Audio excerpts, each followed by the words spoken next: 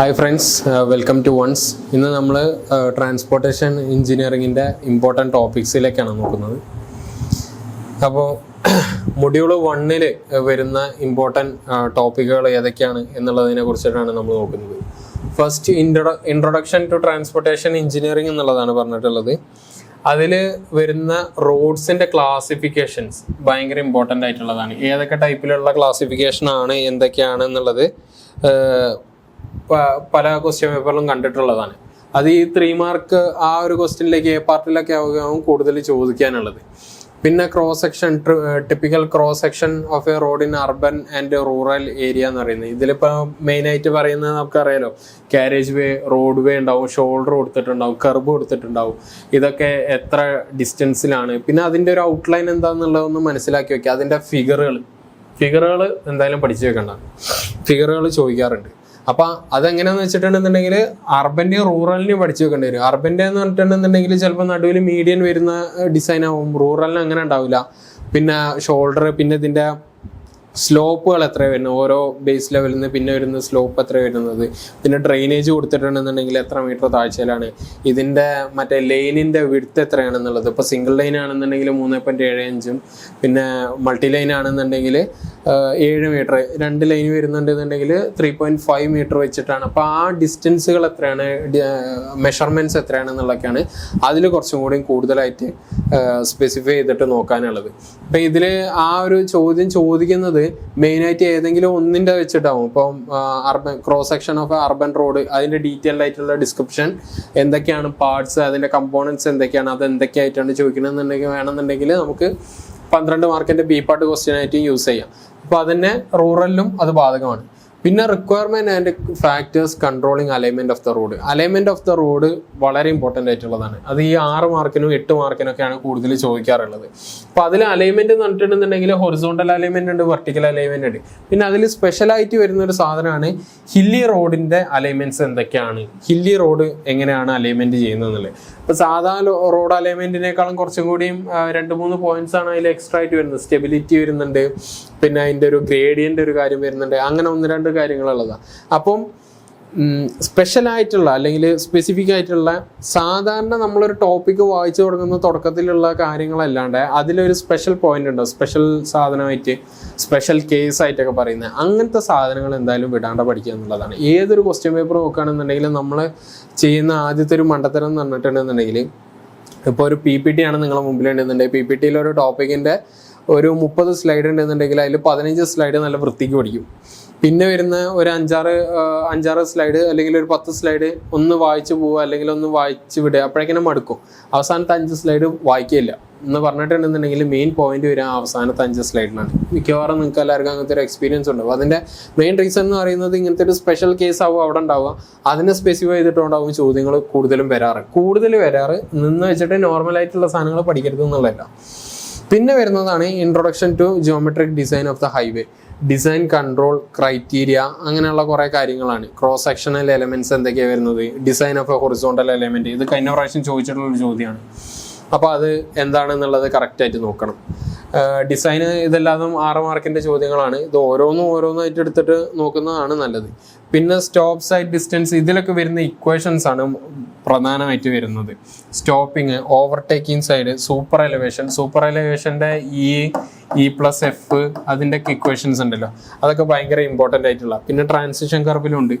ഈ മറ്റേ കർവ് ഇതൊക്കെ ആയിട്ട് എടുക്കുമ്പോൾ അതിലവർ യൂസ് ചെയ്യുന്ന, ഇപ്പോൾ ഈ ട്രാൻസിഷൻ കർവൊക്കെ ഉണ്ടല്ലോ, ട്രാൻസിഷൻ കർവിലൊക്കെ യൂസ് ചെയ്യുന്ന മറ്റേ ഫ്രിക്ഷൻ്റെ ഇൻവോൾവ്മെൻ്റ് എന്തൊക്കെയാണ്,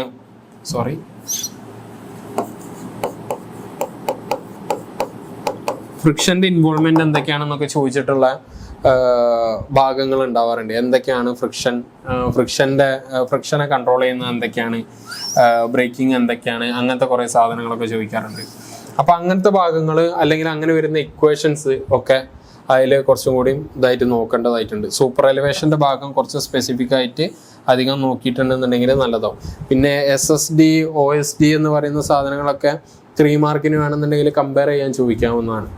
അപ്പോൾ അത് എഴുതുമ്പോൾ അതിൻ്റെ പ്രോപ്പറായിട്ടുള്ള ഡെഫിനിഷൻ, രണ്ടിൻ്റെയും ഡെഫിനിഷൻ വേണം. അതിൽ വരുന്ന ഇക്വേഷൻ എന്തെന്നുണ്ടെങ്കിൽ അത് വേണം. പിന്നെ അതിൽ ഇപ്പോൾ OSDയിൽ OSD ഇപ്പോൾ നമ്മൾ ഈ സൈനൊക്കെ വെക്കുമ്പോൾ OSD മിനിമം എന്ന് പറഞ്ഞിട്ടുണ്ടെന്നുണ്ടെങ്കിൽ 3 OSD, പിന്നെ ഒപ്റ്റിമം അല്ലെങ്കിൽ ഫേവേർഡ് ചെയ്യുന്നത് 5 OSD ആണ്.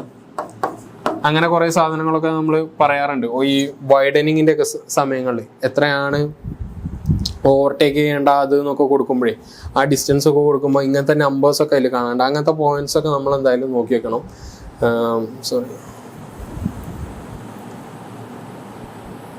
ആ പോയിന്റ്സുകളെല്ലാതും നമ്മൾ കറക്റ്റായിട്ട് നോക്കി വെക്കണം. പിന്നെ വരുന്നതാണ് എക്സ്ട്രാ വൈഡനിങ് കഴിഞ്ഞ പ്രാവശ്യം ചോദിച്ചിട്ടുള്ളൊരു കാര്യമാണ്. അപ്പോൾ അതിൽ 2 സാധനങ്ങളാണ് എന്ന് പറയുന്നത്. ഒന്ന് മെക്കാനിക്കൽ വൈഡനിങ്ങും പിന്നെ പറയുന്നത് ഫിസിയോളജിക്കൽ വൈഡനിങ്ങും. അത് രണ്ടും നോക്കണം. അതിന് വരുന്ന ഇക്വേഷൻസ് എന്തൊക്കെയാണെന്നുള്ളത് നോക്കണം. രണ്ടിനും ഓരോ ഇക്വേഷൻസ് ഉണ്ട്. അപ്പോൾ എക്സ്ട്രാ വൈഡനിങ് എന്താണെന്നുള്ളത്, എന്തുകൊണ്ടാണ് കൊടുക്കണത് എന്നുള്ളത് ചോദിക്കാറുണ്ട്. അപ്പോൾ അതിന് മെക്കാനിക്കലായിട്ട് 2 പാർട്ടായിട്ട് എഴുതിയിട്ടുണ്ടെന്നുണ്ടെങ്കിൽ 3 മാർക്കിനൊക്കെ ആവും കൂടുതൽ ചോദിക്കുക. 1.5 എന്നുള്ള രീതിയിലേക്ക് നമുക്ക് മാർക്ക് ഡിവൈഡ് ചെയ്യാം. ഓരോ മാർക്ക് അതിന് വേണമെന്നുണ്ടെങ്കിൽ ഡിസ്ക്രിപ്ഷൻ മാത്രമായിട്ട് കൊടുക്കാം. അല്ലാന്നുണ്ടെങ്കിൽ ഓരോ മാർക്കിൻ്റെ ഡെഫിനിഷൻ എഴുതിയിട്ട് 1/2 മാർക്കിൻ്റെ ഓരോ ഇക്വേഷനും വെച്ച് എഴുതിയിട്ടുണ്ടെന്നുണ്ടെങ്കിൽ അങ്ങനെയും കൊടുക്കാവുന്നതാണ്. അത് കുറച്ചും കൂടി ഇമ്പോർട്ടൻ്റ് ആയിട്ടുള്ളൊരു സാധനമാണ് ഈ WM WBS എന്ന് പറയുന്നത്. പിന്നെ അതിൻ്റെ റിലേഷൻ ഈ ഒരു WM WPS വെച്ചിട്ട് ടോട്ടൽ വൈഡനിങ്, എക്സ്ട്രാ വൈഡനിങ് എങ്ങനെ കാണുക എന്നുള്ളത്, WM + WPS എന്നുള്ളതിൻ്റെ ഇക്വേഷനും നമ്മളെ കയ്യിലുണ്ട്. അപ്പോൾ അതും ഒന്ന് നോക്കേണ്ടതായിട്ടുണ്ട്. പിന്നെ വേർട്ടിക്കൽ അലൈൻമെൻറ്റിൻ്റെ ഒരു ഇൻട്രൊഡക്ഷനും കൂടി അതിൽ പറഞ്ഞു പോകുന്നുണ്ട്. പിന്നെ നമ്മൾ നോക്കുന്നത് മൊഡ്യൂൾ 2ലേക്കാണ് പോകുന്നത്. മൊഡ്യൂൾ 2 ഇൻട്രൊഡക്ഷൻ ടു ഹൈവേ മെറ്റീരിയലുകളാണ്. ഹൈവേ മെറ്റീരിയലുകൾ ഏതൊക്കെയാണെന്നുള്ളതിനേക്കാൾ കൂടുതൽ ഡിസൈറബിൾ പ്രോപ്പർട്ടീസും ടെസ്റ്റിങ്ങും ആണ് അതിൽ കൂടുതലായിട്ട് പറയുന്നുള്ളത്. ഡിസൈറബിൾ പ്രോപ്പർട്ടീസ് ഓഫ് ഓരോ മെറ്റീരിയൽ, അതിപ്പോൾ ബിറ്റുമെൻ്റ് ആണെന്നുണ്ടെങ്കിൽ അത് നോക്കണം. ബിറ്റുമെൻ്റെ എന്തൊക്കെയാണ് ഡിസൈറബിൾ പ്രോപ്പർട്ടി, അഗ്രിഗേറ്റ്സിൻ്റെ ആണെന്നുണ്ടെങ്കിൽ ഏതൊക്കെയാണ് ഡിസൈറബിൾ പ്രോപ്പർട്ടീസ്, പിന്നെ യൂസ് ചെയ്യുന്ന മെറ്റീരിയൽ വേറെ ഏതെങ്കിലും ആണെന്നുണ്ടെങ്കിൽ അതിൻ്റെയൊക്കെ ഡിസൈറബിൾ പ്രോപ്പർട്ടീസ് എന്തൊക്കെയാണെന്നുള്ളത് നോക്കിയിട്ട് അത് പഠിച്ചു വെക്കാം. പിന്നെ ടെസ്റ്റിംഗ് ഓഫ് റോഡ് അഗ്രിഗേറ്റ്സ് എന്നുള്ള അതിൽ നമ്മൾ നോക്കേണ്ടത് മിനിമം ഒരു 2-3 ടെസ്റ്റ് നമ്മൾ എന്തായാലും പഠിച്ചിരിക്കേണ്ടതുണ്ട്. അപ്പോൾ അതിൽ അബ്രേഷൻ ടെസ്റ്റ് വരുന്നുണ്ട്, ഇമ്പാക്ട് ടെസ്റ്റ് വരുന്നുണ്ട്, അങ്ങനെ കുറേ ടെസ്റ്റുകളുണ്ട്. അപ്പോൾ അതിൽ ഏതെങ്കിലും നല്ല 2 ടെസ്റ്റ് എങ്ങനെ പോയിട്ടുണ്ടെന്നുണ്ടെങ്കിൽ തറോ ആയിട്ട് നമ്മൾ പഠിച്ചിരിക്കണം. കാരണം എന്താണെന്ന് വെച്ചിട്ടുണ്ടെന്നുണ്ടെങ്കിൽ നമ്മൾ ഒരു ഭാഗ്യവശാൽ ചിലപ്പം ആ ഒരു ചോദ്യം ആയിട്ട് ചോദിച്ചേക്കാം, ആ ഒരു ടെസ്റ്റിനെ കുറിച്ചിട്ട് എലാബറേറ്റ് ചെയ്യാൻ പറഞ്ഞേക്കാം. അങ്ങനെ വന്നാൽ ഭാഗ്യം. ഇനി അല്ലാന്നുണ്ടെങ്കിൽ ചിലപ്പോൾ ഏതെങ്കിലും 2 ടെസ്റ്റ് എക്സ്പ്ലെയിൻ ചെയ്യാമെന്നറിയാം. അങ്ങനെ ആയിട്ടുണ്ടെന്നുണ്ടെങ്കിലും ലോട്ടറിയാണ്. പക്ഷെ ചില സാഹചര്യത്തിൽ ഇന്ന ടെസ്റ്റ് തന്നെ വേണം എന്നുള്ളത് ചോദിക്കും. അത് നമ്മൾ പഠിച്ചതല്ലാന്നുണ്ടെങ്കിൽ കറങ്ങിപ്പോകും. അപ്പോൾ അതുകൊണ്ട് ഇമ്പോർട്ടൻ്റ് ആയിട്ട് വരുന്ന കൂടുതൽ ഈ അബ്രേഷനും ഇമ്പാക്റ്റും ഒക്കെയാണ് കൂടുതലായിട്ട് കാണാറുള്ളത്. അപ്പോൾ അങ്ങനത്തെ സാധനങ്ങൾ കൂടുതൽ പഠിക്കാം. പിന്നെ അതുപോലെ തന്നെ എല്ലാത്തിൻ്റെയും എങ്ങനെയാണത് ചെയ്യുന്നത്, എന്താണ് അതിൻ്റെ മെത്തേഡ് എന്നുള്ളതിനൊക്കെ കുറിച്ചിട്ട് ഡീറ്റെയിൽ ആയിട്ട് പഠിക്കുക. അപ്പോൾ ഈ അപ്പാരറ്റസിലൊക്കെ ചിലപ്പോൾ നമ്മൾ ഏതെങ്കിലുമൊക്കെ ഒരു വിട്ടു പോയിട്ടുണ്ടാവാം. എങ്കിൽ പോലും കൂടുതൽ വരുന്ന ഈ ട്രാൻസ്പോർട്ടേഷൻ്റെ അപ്പാരറ്റസിലൊക്കെ വരുന്ന കുറേ മെറ്റീരിയൽസൊക്കെ നമുക്ക് ഒരു സാധനം കാണുമ്പോൾ തന്നെ നമുക്ക് മനസ്സിലാവും. അപ്പോൾ എങ്ങനെയാണ് അത് ചെയ്യുന്നത് എന്നുള്ളത് എല്ലാതും മനസ്സിലാക്കി വയ്ക്കുക. ഏതെങ്കിലും 2-3 എണ്ണം നല്ല തറവായിട്ട് എന്തായാലും പഠിച്ചിരിക്കണം. പിന്നെ ഇതേപോലെ തന്നെ ടെസ്റ്റിംഗ് ഓഫ് ബിറ്റുമിനസ് മെറ്റീരിയൽ അതിൻ്റെതും പിന്നെ സബ്ഗ്രേഡ് സോയിൽ അതിൻ്റെ ടെസ്റ്റിങ്ങും ഉണ്ട്. ഈ ഡിസൈറബിൾ പ്രോപ്പർട്ടീസ് ഞാൻ പറഞ്ഞ പോലെ തന്നെ അഗ്രിഗേറ്റിൻ്റെ ഇതിൻ്റെയും ഡിസൈറബിൾ പ്രോപ്പർട്ടീസ് നമ്മൾ നോക്കുന്നുണ്ട്. പിന്നെ വരുന്നതാണ് introduction to flexible and rigid pavement. ഇത് രണ്ടും എന്താണ് എന്നുള്ളത് ഡിസ്റ്റിങ്വിഷ് ചെയ്യാൻ ചിലപ്പോൾ 3 മാർക്കിന് ചോദിക്കാറുണ്ട്. കഴിഞ്ഞ പ്രാവശ്യം ചോദിച്ചിട്ടുള്ളൊരു ഭാഗം തന്നെയാണ് ഫ്ലെക്സിബിൾ പേയ്മെൻറ്റും റിജിഡ് പേയ്മെൻറ്റും. ഇതിന് രണ്ടിനും ഭയങ്കര എലാബറേറ്റ് ആയിട്ടുള്ള കുറേ സാധനങ്ങൾ കൊടുത്തിട്ടുണ്ട്. പക്ഷേ അത്ര എലാബറേറ്റ് ആയിട്ട് എഴുതേണ്ട ആവശ്യമൊന്നുമില്ല. അപ്പോൾ മാർക്കിനനുസരിച്ചിട്ട് എഴുതിയാൽ മതി. അപ്പോൾ സ്വാഭാവികമായിട്ടും ഫ്ലെക്സിബിൾ പേയ്മെൻറ്റ് എന്താണെന്നുള്ളതും റിജിഡ് പേയ്മെൻറ്റ് എന്താണെന്നുള്ളതും നമുക്ക് എഴുതാം.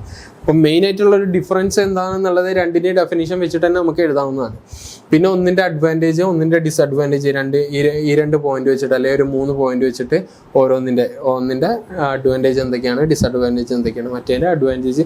ഇത് സത്യം പറഞ്ഞിട്ടുണ്ടെന്നുണ്ടെങ്കിൽ അധികം അങ്ങോട്ട് പഠിക്കേണ്ട ഒരു ആവശ്യം ഉണ്ടാവില്ല. കാരണം നമ്മൾ ഡേ ടു ഡേ ലൈഫിൽ ഏറ്റവും കൂടുതൽ എൻകൗണ്ടർ ചെയ്യുന്ന ഒരു ടൈപ്പ് ഓഫ് പേയ്മെൻ്റ് ആണ് ഈ ഫ്ലെക്സിബിൾ പേയ്മെൻറ്റ്. പിന്നെ റിജിഡ് പേയ്മെൻറ്റ് ഇപ്പോൾ പല ഭാഗത്തും റിജിഡ് പേയ്മെൻറ്റ് ഒരു യൂഷ്വൽ കാര്യം ആയതുകൊണ്ട് തന്നെ നമുക്കതിന് മനസ്സിലാക്കാൻ പറ്റും. പിന്നെ അത്ര കോംപ്ലിക്കേറ്റഡ് അല്ലാത്ത ഒരു തിയറി പാർട്ടും കൂടിയാണത്.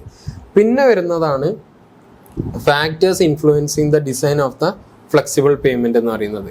ഈ ഫ്ലെക്സിബിൾ പേയ്മെന്റ് എന്ന് പറയുന്ന ആ ഒരു സാധനത്തിനെ ഇൻഫ്ലുവൻസ് ചെയ്യുന്ന ഫാക്ടേഴ്സ് എന്തൊക്കെയാണ് ഏതൊക്കെയാണ് എന്നുള്ളതിനെ കുറിച്ചിട്ടാണ് നമ്മൾ ഇപ്പം നോക്കുന്നത്. അതിൽ നമ്മൾ നോക്കുന്നത് എന്താണെന്ന് വെച്ചിട്ടുണ്ടെന്നുണ്ടെങ്കിൽ ഫ്ലെക്സിബിൾ പേയ്മെൻറ്റിൻ്റെ ഡിസൈനിന് ഉള്ള ഫാക്ടേഴ്സ് എന്താണെന്ന് വെച്ചാൽ അത് അതേപോലെ തന്നെ നോക്കി വെക്കുന്നത് നല്ലതാണ്, ചോദിക്കാറുള്ള ഒരു സാധനമാണ്.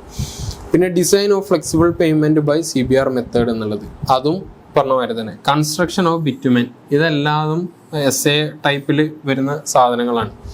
ഈ കൺസ്ട്രക്ഷൻ ഓഫ് ബിറ്റുമെൻ പേയ്മെൻറ്റ് ചോദിച്ചിട്ടുള്ളതാണ്, ചോദിക്കാൻ സാധ്യത കൂടിയുള്ള ഒരു സാധനം കൂടിയാണ്. അപ്പോൾ അതുകൊണ്ട് അത് കുറച്ചും കൂടി ഇൻ ഡീറ്റെയിൽഡ് ആയിട്ട് അത് ഫോക്കസ് ചെയ്ത് പഠിക്കണം.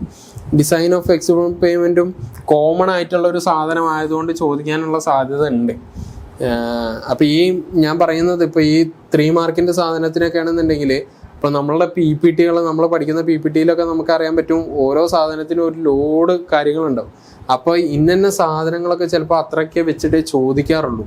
അപ്പോൾ അങ്ങനെ ചോദിക്കുന്ന ഒരു സാഹചര്യത്തിൽ അതിനുള്ള പോയിന്റ്സ് മാത്രം പഠിച്ചാൽ മതി. വാരി വലിച്ച് എല്ലാതും കൂടി പഠിച്ചിട്ടുണ്ടെന്നുണ്ടെങ്കിൽ ഒന്നും ഓർമ്മ വയ്ക്കില്ല. അപ്പോൾ പറഞ്ഞ മാതിരി രണ്ടിൻ്റെ ഡെഫിനേഷൻ, ഒന്നിൻ്റെ 2 അഡ്വാൻറ്റേജ്, ഡിസഡ്വാൻറ്റേജ്, 2 അഡ്വാൻറ്റേജ്, അതാകുമ്പോൾ തന്നെ നമുക്ക് 3 മാർക്കിന് 4 മാർക്കിനായാലും അത് വെച്ചിട്ട് എലാബറേറ്റ് ചെയ്തിട്ട് നമുക്ക് എഴുതാം. പിന്നെ ഉള്ള ടൈം എന്ന് പറഞ്ഞിട്ടുണ്ടെന്നുണ്ടെങ്കിൽ ഈ ഡിസൈനുകളാണ് കൂടുതൽ നോക്കാനുള്ളത്. ഈ കൺസ്ട്രക്ഷൻ ഓഫ് ബിറ്റുമിനസ് പേയ്മെൻറ്റ് എന്നൊക്കെ പറഞ്ഞിട്ടുണ്ടെന്നുണ്ടെങ്കിൽ അതിന് കുറേ മെത്തേഡുകൾ, സ്റ്റെപ്പ് വൈസ് ഉള്ള മെത്തേഡുകളൊക്കെ അതിൽ പറയുന്നുണ്ട്. ഈ മെത്തേഡുകളൊക്കെ എന്നിട്ടുണ്ടെന്നുണ്ടെങ്കിൽ ആദ്യം ക്ലിയർ ഔട്ട് ചെയ്യുന്നത്, പിന്നെ അവിടെ സബ്ഗ്രേഡ് സോയിൽ വെച്ചിട്ട് കോമ്പാക്ട് ചെയ്യുന്നത്, ഒരു ഫ്ലാറ്റ് സർഫസ് ഉണ്ടാക്കുന്ന അതിൻ്റെ മേലെ കൊണ്ടുവരുന്ന, അങ്ങനെയുള്ള ആ മെത്തേഡുകൾ സ്റ്റെപ്പ് വൈസ് പഠിച്ചിട്ടുണ്ടെന്നുണ്ടെങ്കിൽ കുറച്ചും കൂടി എളുപ്പമാണ്. ഇതിന് പറഞ്ഞിട്ടുണ്ടെന്നുണ്ടെങ്കിൽ വീഡിയോസ് അവൈലബിൾ ആണ് യൂട്യൂബിൽ ഈ ഇതിൻ്റെ കൺസ്ട്രക്ഷൻ്റെ. അപ്പം ഞാൻ പറയുകയാണെന്നുണ്ടെങ്കിൽ സ്വാഭാവികമായിട്ടും വീഡിയോസ് കാണുകയാണെന്നുണ്ടെങ്കിൽ പഠിക്കേണ്ട ഒരു ആവശ്യം ഉണ്ടാവില്ല. പക്ഷെ കാണുന്ന വീഡിയോസ് കറക്റ്റാണ്. നമ്മൾ സിലബസ് നോക്കിയിട്ട് എന്തൊക്കെയാണ് ഇതിൻ്റെ മെത്തേഡ് ഓഫ് കൺസ്ട്രക്ഷൻ എന്നുള്ളത് നോക്കുക. ആ കറക്റ്റ് എന്തൊക്കെ വാക്കുകളാണ്, എന്തൊക്കെ ടേംസാണ് യൂസ് ചെയ്യണത് എന്നുള്ളതിന് പഠിച്ചതിന് ശേഷം 1-2 വീഡിയോ കണ്ടിട്ടുണ്ടെന്നുണ്ടെങ്കിൽ അത് ഓർമ്മയിൽ നിൽക്കും. അപ്പോൾ അത് കൂടുതൽ വായിച്ച് എഴുതി പഠിക്കുന്നതിനേക്കാളും കൂടുതൽ അങ്ങനെ വീഡിയോസ് നോക്കിയിട്ടുണ്ടെന്നുണ്ടെങ്കിൽ ഇതാക്കാൻ പറ്റും. അങ്ങനെ ഡിവൈഡ് ചെയ്ത് പഠിക്കുകയാണെന്നുണ്ടെങ്കിൽ നിങ്ങൾക്കിപ്പോൾ ഒരുപാട് ടൈം ലാഭം കിട്ടും. ഇവിടെ ടൈം ലാഭം കിട്ടും, ഇവിടെ ടൈം ലാഭം കിട്ടും. പിന്നെ പറയുന്ന പോലെ ഇവിടെയൊക്കെ പിന്നെ നമുക്കൊന്നും ഇതാക്കാനില്ല. പിന്നെ ഈ ടെസ്റ്റുകളുടെ കാര്യത്തിലാണെന്നുണ്ടെങ്കിലും ഏതെങ്കിലും ഒരു ടെസ്റ്റ് എങ്ങനെയാണ് ചെയ്യുന്നത് എന്നുള്ളതിന് കൺഫ്യൂഷൻ ഉണ്ടെന്നുണ്ടെങ്കിൽ നമ്മൾ ഈ NPTELൻ്റെ കോഴ്സസിൻ്റെ വീഡിയോസ് കുറേ യൂട്യൂബിലുണ്ട്. ട്രാൻസ്പോർട്ടേഷൻ എഞ്ചിനീയറിങ്ങിൻ്റെ എല്ലാ ലാബിൻ്റെ വീഡിയോസും അതിലുണ്ടാവാറുണ്ട്. അപ്പോൾ എങ്ങനെയാണ് ചെയ്യണമെന്നുള്ളതിൻ്റെ ഒരു ഐഡിയ നമുക്ക് അതിൽ നിന്ന് കിട്ടും. അപ്പോൾ ഇതിൽ ഡൗട്ട് ഉണ്ടെന്നുണ്ടെങ്കിൽ അത് ചെയ്താൽ മതി. അല്ലെങ്കിൽ പിന്നെ ഈ പറയുന്ന ഇമ്പോർട്ടൻ്റ് ടോപ്പിക്സ് എന്ന് പറയുന്നത് ഞാനൊരു ഫൈനൽ സ്റ്റേജ് സ്ട്രഗിളിലാണ് ഞാൻ പറയുന്നത്. സമയം ഉണ്ടെന്നുണ്ടെങ്കിൽ ഇതെല്ലാതും ഇമ്പോർട്ടൻ്റ് ആയിട്ടും പഠിക്കേണ്ട ഒരു കാര്യമാണ്. തീരെ സമയമില്ല, ഇന്ന് രാത്രിയാണ് നാളത്തേക്കുള്ളത് നോക്കണമെന്നുണ്ടെങ്കിൽ ഇതൊക്കെ ചെയ്യേണ്ടി വരും. പിന്നെ വരുന്നത് മൊഡ്യൂള് 3യിലേക്കാണ് നമ്മൾ പോകുന്നത്. അതിൽ introduction of traffic engineering, traffic characteristic, capacities. ഇപ്പം ഇതിൽ കപ്പാസിറ്റീസും കാര്യങ്ങൾ. ഈ കപ്പാസിറ്റീസ് എന്ന് പറഞ്ഞിട്ടുണ്ടെന്നുണ്ടെങ്കിൽ കപ്പാസിറ്റി ഉണ്ടാവും, വോളിയം ഉണ്ടാവും. നമ്മൾ പഠിച്ചതാണ് ട്രാഫിക് വോളിയം ഉണ്ട്, ട്രാഫിക് കപ്പാസിറ്റി ഉണ്ട്. ഇതിൻ്റെയൊക്കെ കമ്പാരിസൺസ് കമ്പയർ ചെയ്തിട്ട് ചോദിക്കാം. 2-3 വെച്ചിട്ട് ഒറ്റ ഇതിൽ തന്നെ ഒരൊറ്റ PDF തന്നെ ആവും, അല്ലെങ്കിൽ ഒരു ഒറ്റ പേജിൽ തന്നെ ആവും. ഇങ്ങനെ 3 സാധനങ്ങളായിട്ട് പഠിച്ചിട്ട് അതൊക്കെ അതേപടി പഠിച്ച് വയ്ക്കുക. അതിൽ കൂടുതൽ തിരുത്തലുകൾ വരുത്താതിരിക്കാൻ നോക്കുക. കാരണം എന്താണെന്ന് വെച്ചിട്ടുണ്ടെന്നുണ്ടെങ്കിൽ ഇങ്ങനത്തെ ട്രാഫിക് വോളിയം, ട്രാഫിക് കപ്പാസിറ്റി, ഇങ്ങനെയുള്ള എല്ലാ സാധനത്തിൻ്റെയും ഏതെങ്കിലും ഒരു ഭാഗം മാത്രമായിരിക്കും മാറ്റം ഉണ്ടാവുക ഡെഫിനിഷൻ്റെ. ബാക്കി എല്ലാ ഭാഗവും ഒരേപോലെയാവും. അപ്പോൾ കറക്റ്റായിട്ട് ആ മാറുന്ന ഭാഗം ഏതാണെന്നുള്ളത് നോക്കിയിട്ട് മറ്റേ ഭാഗം പഠിച്ചു വെച്ചാൽ മതി. അത് നമുക്ക് മനസ്സിലാക്കാൻ കൂടുതലുള്ള. പിന്നെ മൊത്തത്തിൽ നമ്മളുടേതായിട്ടുള്ള ഭാഷയിൽ എല്ലാതും കൂടി എഴുതാൻ നിന്നിട്ടുണ്ടെന്നുണ്ടെങ്കിൽ ചിലപ്പം ആദ്യം വായിച്ചു തന്നെ അവർ രണ്ടാമത് വായിക്കുക. അപ്പം അങ്ങനത്തെ ഒരു ഡിഫറൻസ് വരാനുള്ളതുകൊണ്ട്, അല്ലെങ്കിൽ ഡിഫറൻസ് അല്ല, സിമിലാരിറ്റി, ആൻസറിന് ഒരു സിമിലാരിറ്റി വരും. രണ്ടും ഡിസ്റ്റിങ്വിഷ്ഡ് ആയിട്ട് എഴുതണമെന്നുണ്ടെങ്കിൽ ആ മാറ്റം വരുന്ന ഭാഗങ്ങൾ മാത്രം മാറ്റിയിട്ട് ബാക്കി ഒരേ ഫ്രെയിമിലുള്ള അല്ലെങ്കിൽ ഒരേ ടെംപ്ലേറ്റിലുള്ള സാധനം വെക്കുകയാണെന്നുണ്ടെങ്കിൽ അത്രയും നല്ലതാണ്. നമ്മൾ കൊടുത്തിട്ടുള്ള ഡെഫിനിഷൻസ് ഒക്കെ അങ്ങനെയാണ് ഈ PDF-ലുള്ള സ്ലൈഡുകളിലുള്ളതൊക്കെ. അപ്പോൾ അത് നോക്കാം. പിന്നെ ലെവൽ ഓഫ് സർവീസ് കഴിഞ്ഞ പ്രാവശ്യം ചോദിച്ചിട്ടുള്ള ചോദ്യമാണ്, ഇമ്പോർട്ടൻ്റ് ആയിട്ടുള്ളതാണ്. അതിൽ ഏതൊക്കെ ടൈപ്പ് ലെവൽ ഓഫ് സർവീസുകളാണ് ഉള്ളത് എന്നുള്ളത്. ഇതിൽ level of service A to F വരെ ഉണ്ട്. അപ്പോൾ അതിൽ നോക്കേണ്ടത് എന്താണെന്ന് വെച്ചിട്ടുണ്ടെന്നുണ്ടെങ്കിൽ ഇതിൽ എയിൽ വരുന്ന ഫ്രീ ഫ്ലോ ആണെന്നുള്ളത് അറിയാം. ഇവിടെ ഏറ്റവും കൺജസ്റ്റഡ് ആയിട്ടുള്ളതാണെന്ന് അറിയാം. ഇവിടെ വരുന്ന മനുവരിറ്റീൻ്റെ റെസ്ട്രിക്ഷൻസ് അങ്ങനെ വെച്ചിട്ടാണ് പഠിക്കേണ്ടത്. ഇപ്പോൾ ഇപ്പം നമ്മൾ ഈ മറ്റേ എന്താ പറയുക PDF അല്ലെങ്കിൽ നിങ്ങളുടെ ക്ലാസ് റൂം നോട്ടുകളിലുള്ള PPTയിൽ ABCDEF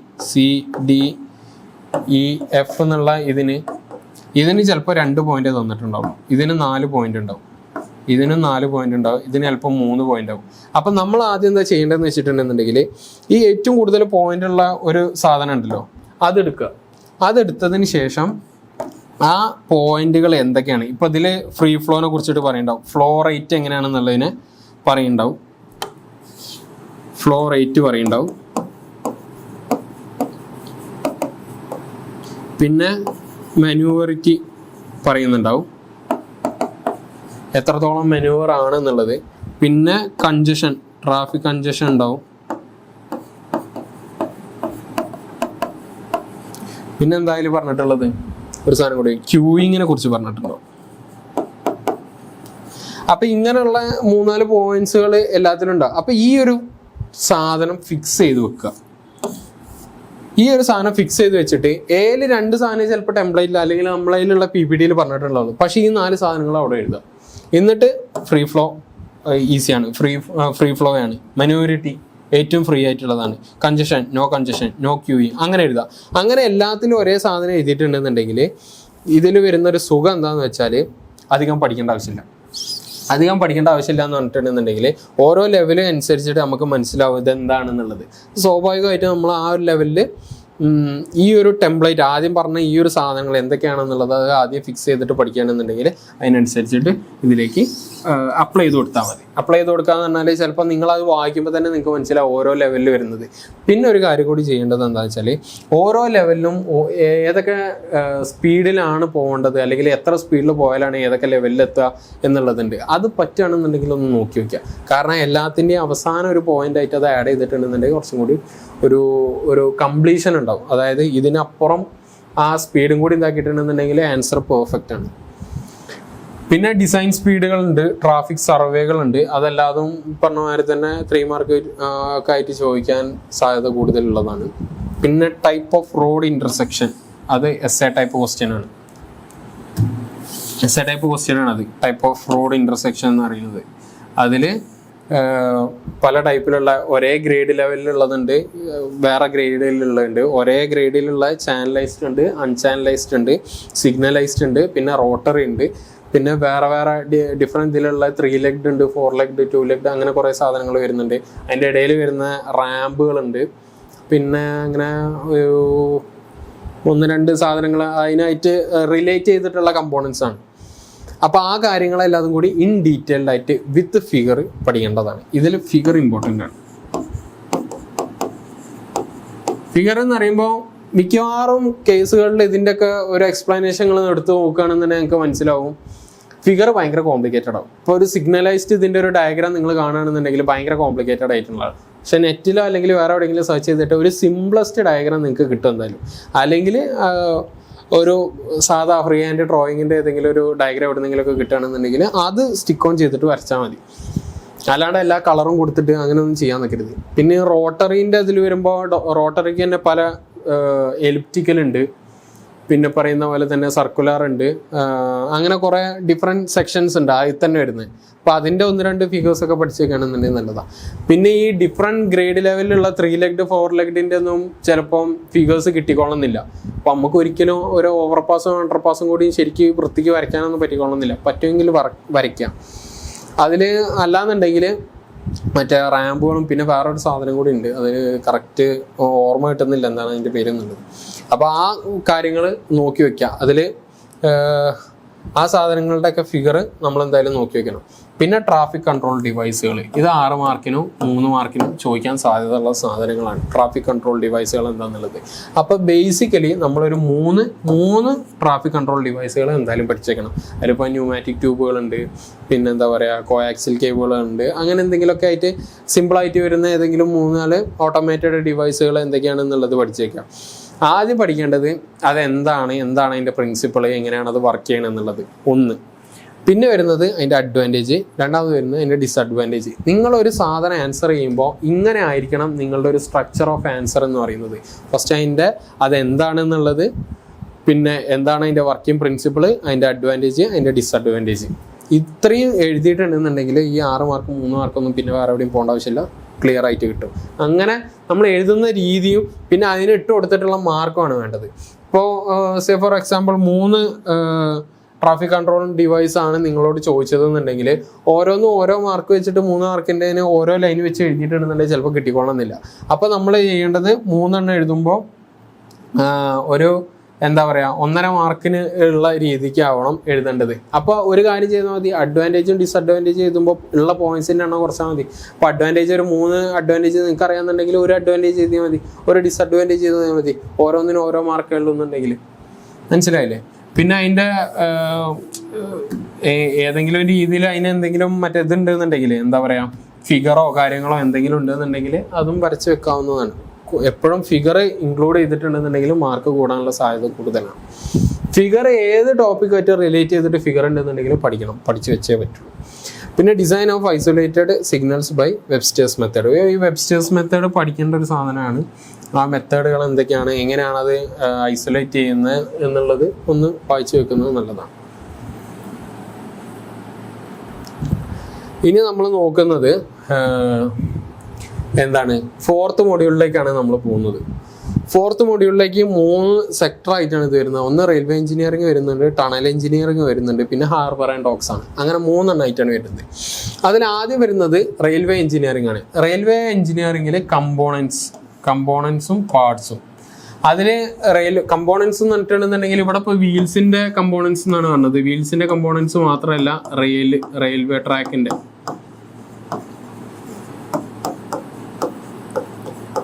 കമ്പോണൻസ്. അതിന്റെ കമ്പോണൻസ് എന്ന് പറഞ്ഞിട്ടുണ്ടെന്നുണ്ടെങ്കിൽ പലതരത്തിലുള്ള, ഇപ്പൊ ട്രാക്കിന് തന്നെ പല കമ്പോണൻസ് ഉണ്ട്. അതിൽ റെയിൽ വരും, പിന്നെ എന്താണ് ലാസ്റ്റ് ആണ് വരിക, പിന്നെ സ്ലീപ്പർ. ഇങ്ങനെയാണ് ഇതിൻ്റെയും യൂസസുകൾ പറയാറുണ്ട്. പിന്നെ അതുപോലെ ഇതിൽ പഠിക്കേണ്ട ഒരു സാധനമാണ് സ്ലീപ്പറിന്റെ റിക്വയർമെന്റും ഫങ്ഷനും.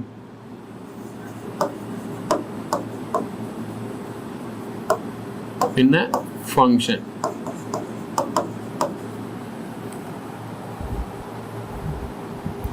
റിക്വയർമെന്റും പഠിക്കണം, ഫങ്ഷനും പഠിക്കണം. അതിൽ ഒരു ഗുഡ് സ്ലീപ്പർ ആണെന്ന് എപ്പോഴാണ് പറയുക, അല്ലെങ്കിൽ എന്താണ് അതിൻ്റെ റോള്, ഇതിൻ്റെ യൂസസും ഇതിൻ്റെ റോളുകളും പറയണം. എങ്ങനെയൊക്കെയാണ് വെയിറ്റ് ഡിസ്ട്രിബ്യൂഷൻ, ലോഡ് ബെയറിങ് എങ്ങനെയാണ് നടക്കുന്നത് എന്നുള്ളത്.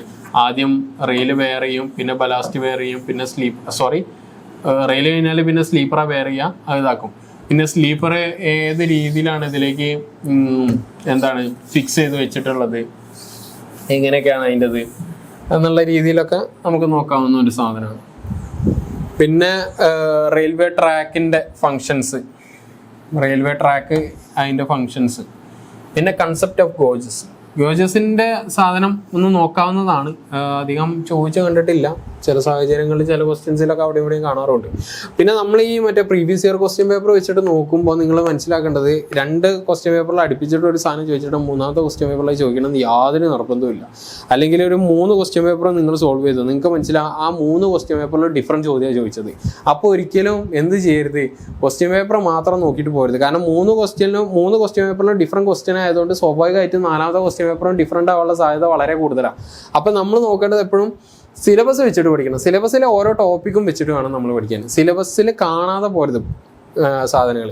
പിന്നെ അതിൽ വേറെ ഒന്നും കൂടി നോക്കണം. ഇപ്പോൾ ഈ 3 പേപ്പറും നോക്കി 3 പേപ്പറും ഡിഫറെൻ്റ് ആണെന്നുണ്ടെങ്കിൽ ആ സിലബസിൽ അതിൽ ഇൻക്ലൂഡ് ആവാത്ത ഏതെങ്കിലും ഒരു ടോപ്പിക്ക് സിലബസിൽ ഉണ്ടോ, അതായത് ക്വസ്റ്റ്യൻ പേപ്പറിൽ ആ സിലബസിൽ നിന്ന് വരാത്തൊരു ചോദ്യം ചിലപ്പോൾ ഉണ്ടാവാം. അപ്പം ഇതെന്നാണെന്നുണ്ടെങ്കിൽ ഈ ഒരു മൊഡ്യൂളിൽ നിന്ന് എ പാർട്ടെന്നും ബി പാർട്ടെന്നും ചിലപ്പം എല്ലാത്തൊന്നും ചോദ്യം ചോദിക്കാൻ പറ്റിക്കൊള്ളുന്നില്ല.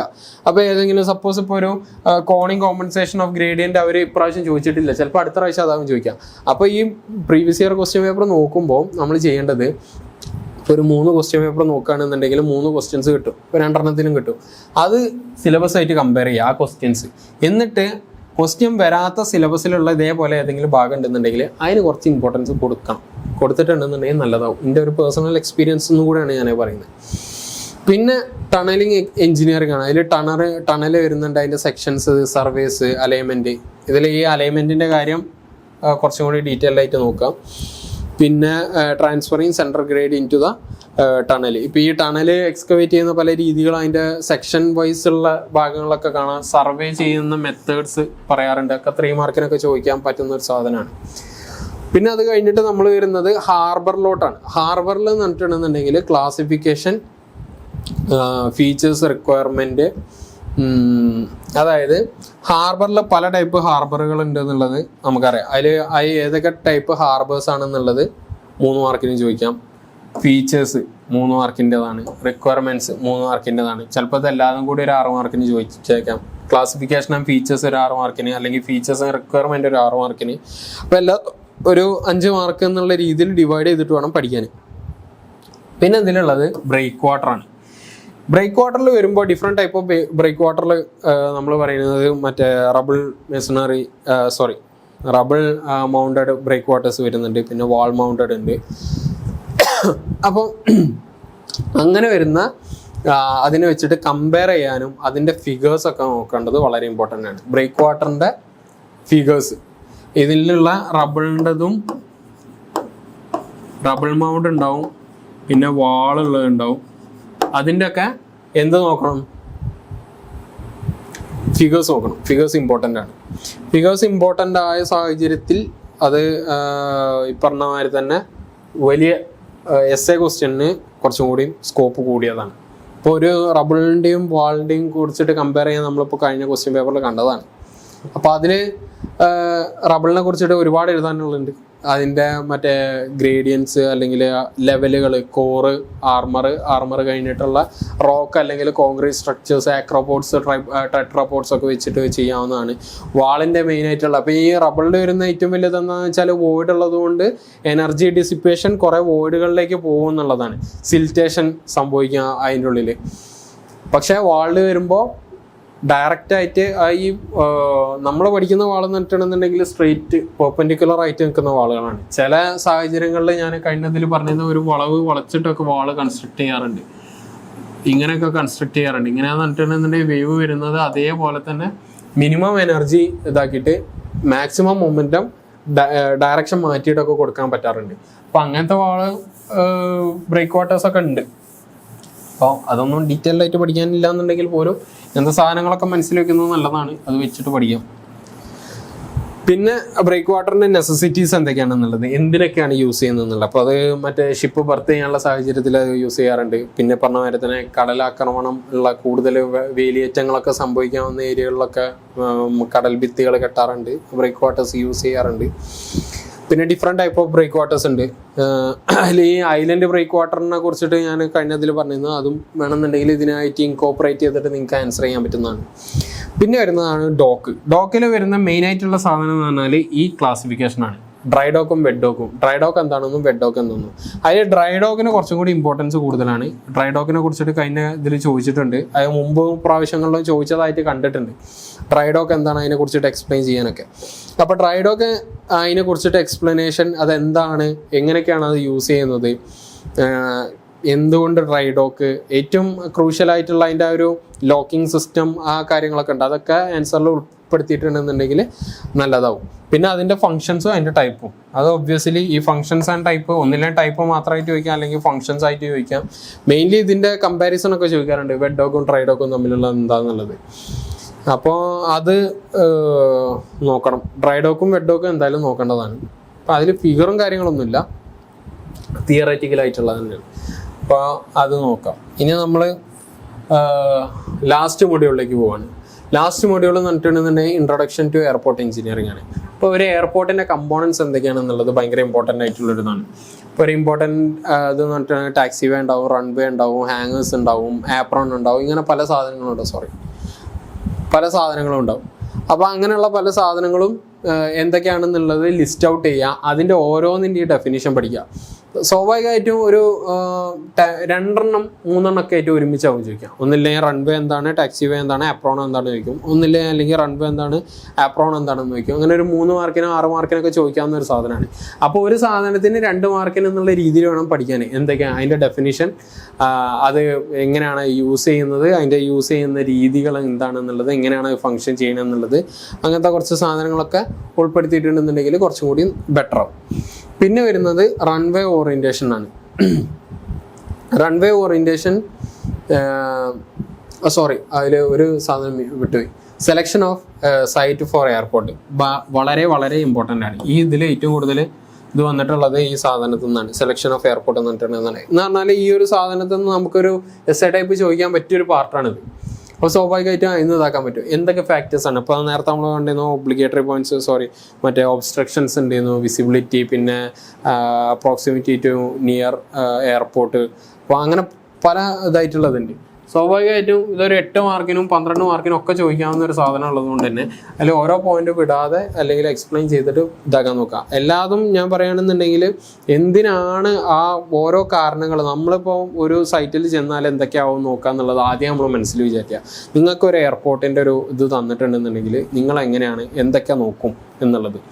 അപ്പം എന്താണെന്ന് വെച്ചാൽ ഇതിലുള്ള പല സാധനങ്ങൾ തന്നെ നിങ്ങളെ മനസ്സിൽ വന്നോളൂ. അപ്പോൾ അങ്ങനത്തെ സാധനങ്ങളൊന്നും അധികം സ്ട്രെസ് ചെയ്തിട്ട് പഠിക്കേണ്ട ആവശ്യമില്ല. അത് വായിച്ചാൽ നിങ്ങൾക്ക് പെട്ടെന്ന് പറ്റും. പിന്നെ കാണാതെ നമ്മൾ അറിയാതെ പോയ കുറച്ച് സാധനങ്ങൾ ഉണ്ടാവില്ല, അത് കൂടുതൽ ഡീറ്റെയിൽ ആയിട്ട് പഠിക്കുക. ഇതൊക്കെ ഓരോരുത്തർ പഠിക്കുന്ന രീതി വെച്ചിട്ടാണ്, ഞാൻ എൻ്റെ ഒരു രീതി വെച്ചിട്ട് പറഞ്ഞതേ ഉള്ളൂ. ഇത് പക്ഷേ ഭയങ്കര ഇമ്പോർട്ടൻ്റ് ആണ്. പിന്നെ റൺവേ ഓറിയൻറ്റേഷൻ സെറ്റ് ചെയ്യാൻ വേണ്ടിയിട്ട് നമ്മൾ യൂസ് ചെയ്യുന്ന മറ്റേ വിൻഡറോസ് ഡയഗ്രാം.